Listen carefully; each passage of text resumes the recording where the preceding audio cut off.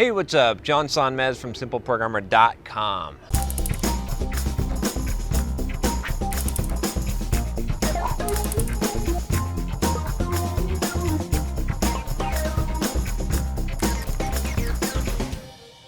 So I got a good question for you today. This is the topic that I get asked about the most, right? In fact, I have a whole playlist.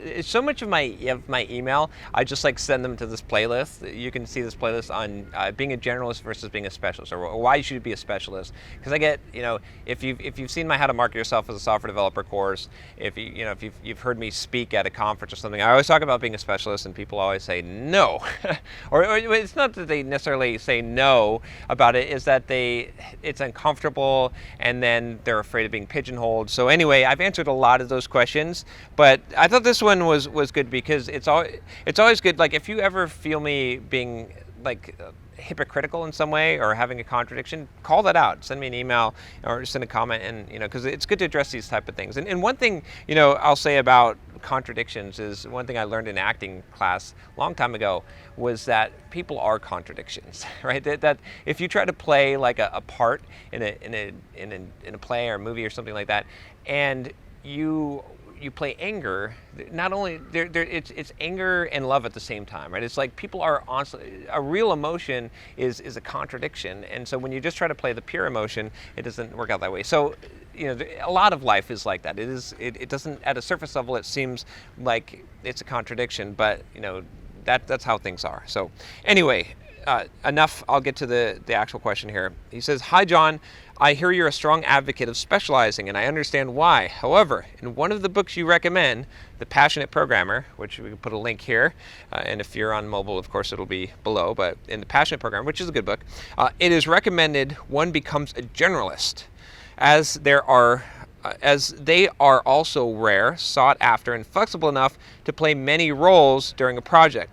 Is there a way to unite these two theories without them contradicting each other? So, and that's why I gave you that little speech about contradiction at the beginning. So, kind regards, Anton. So yes, there is a way. And here's the thing. So there's this concept that is called like a T-shaped knowledge, right? And some people say like an E or comb-shaped knowledge. And what it is essentially this. And Elon Musk is a really good example of this, because the dude is like, he's a rocket scientist, literally. He's a financial guru, right? He has a bunch of different areas where he has deep knowledge, right? He's a specialist in multiple areas, but the reason why he's so successful is because he's taken what he knows about finance, he's taken what he knows about cars and battery, and physics and rocket science, and he's combined them together in other ways that other people can't, because they don't have that depth of knowledge. So that's where that real advantage comes from. But in order to do that, what you have to do is you gotta have a broad base, right?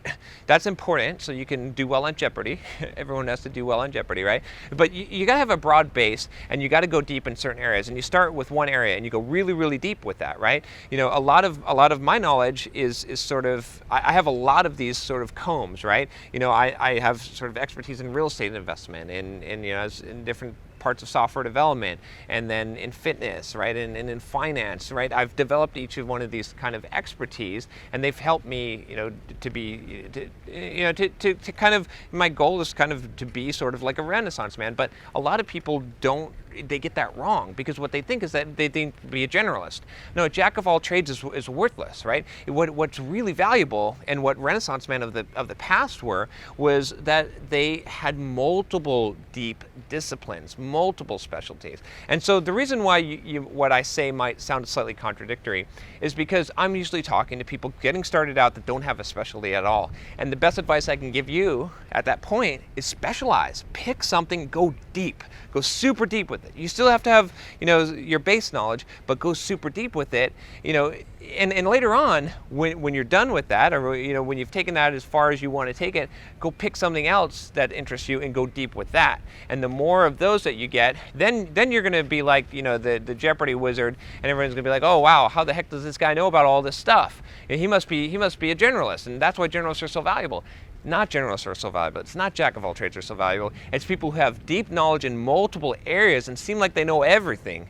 That's who's valuable, but they're not generalists by any means. What you'll find if you examine them with the magnifying glass is you'll find that they have very, very deep specialties, but they have a lot of them because they spent a lot of time honing their craft. They weren't scatterbrained all over the place trying to be a generalist. You know, there's actually a really good book. I'm hesitant to recommend it because I just started it, but the author is so good that I'll recommend it anyway, just listening to the audio version. It's called Deep Work. It's by Cal Newport. He's a great guy. He did I think he did a book, Good to Great, which was an awesome book. And that's a book about finding your passion, about not finding your passion. But anyway, in Deep Work, he talks about this idea. He talks about so much, at least so far in the book, of the world today is everyone's generalist, right? They're distracted. They don't know how to work deeply and how much of a value that you can have if you can do that. So I stand by my statement of being a specialist. You know, but my ultimate goal for you is to become a multi-specialist, multiple specialties, which will make you seem like a generalist, but what you'll really be is a multi-expert. You'll be a Renaissance man, and that's the goal that you should have for yourself in your career, and that's where you're going to see the most success by far. You know, if you look at what I've done with Simple Programmer and all of this, and it follows that path. I didn't know what I was doing, right?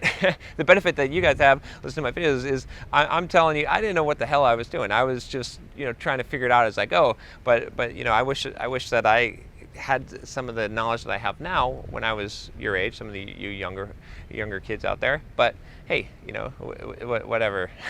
Anyway, great question, and hopefully that clears things up for you. And that book, Pragmatic Programmer, great book, by the way. So if you have a question for me, email me at john@simpleprogrammer.com. And if you haven't subscribed already, I don't know what you're doing. You better subscribe, otherwise you're going to miss the videos. So take care.